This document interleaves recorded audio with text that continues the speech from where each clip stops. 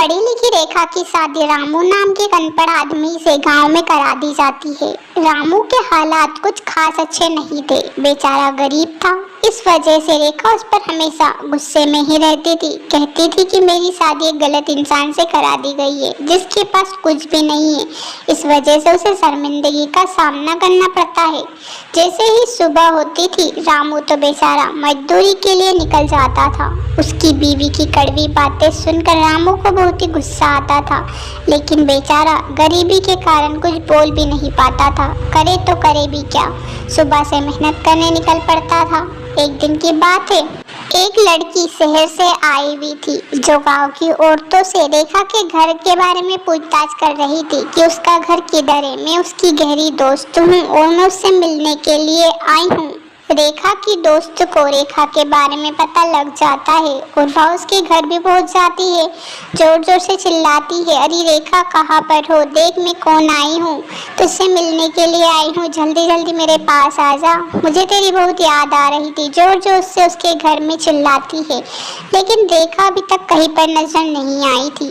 अंदर रेखा को जैसे ही आवाज़ आती है, अरे ये तो मेरी दोस्त है और इसे अगर मेरे घर के बारे में पता लग गया कि मैं गरीब घर में हूँ तो यहाँ मेरी तो इंसल्ट करेगी, मैं इससे नहीं मिलूंगी, मुझे तो बहुत ही शर्म आएगी। लेकिन यहाँ तो मेरे घर के अंदर ही आती जा रही है, मुझे छुपना होगा वरना यहाँ मुझे ऐसे हालत में देख लेगी तो मुझ पर हंसेगी, मुझे तो शर्म आएगी। और वहाँ अपने रूम में चली जाती है। इतने में उसकी सहेली रूम में आकर कहती है, अरे रेखा तू मुझसे छुप क्यों रही है, मैं तुझे कितनी देर की ढूंढ रही हूँ, मुझे तुझसे मिलना है, तुझसे मिलने के लिए आई हूँ और तू है कि घर में छुप कर बैठी है, मैं कब से चिल्ला रही हूँ। रेखा कहती, मुझे तो तेरी आवाज़ नहीं आई वरना मैं तुझसे मिलने के लिए नहीं आती क्या, मुझे अंदर आवाज़ नहीं आई। सच में तू माने या ना माने मुझे कुछ भी नहीं सुनाई दिया, इसलिए मैं बाहर नहीं आई। दिन बीतते चले जाते हैं। रेखा की दोस्त उसके घर पर ही रहती है, लेकिन रेखा को अच्छा नहीं लग रहा था। उसकी दोस्त उससे बातें करती थी और रेखा मुंह लटकाए खड़ी रहती थी। एक दिन रेखा की दोस्त ने पूछ लिया कि तू मुंह लटकाए क्यों खड़ी रहती है, तुझे मेरा यहाँ रहना अच्छा नहीं लग रहा है।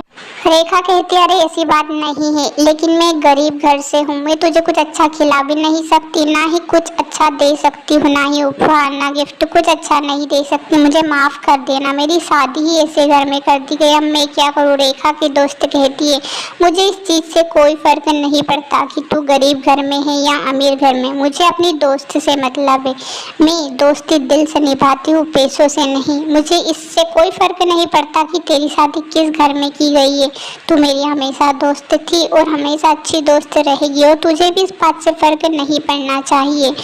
तेरे दिल में जो अमीरी और गरीबी का वहम है ना, ये हमेशा हमेशा के लिए निकाल दे वरना तू अच्छे से जी भी नहीं पाएगी। उसी दिन से रेखा ने ठान लिया था कि अब से वहाँ गरीबी और अमीरी के बारे में बिल्कुल भी नहीं सोचेगी। अब वहाँ अपनी दोस्त को सारे गाँव में घुमाती है और खुद भी खुश रहती है। उसे इससे फर्क नहीं पड़ता था कि अब वहाँ गरीब घर से है।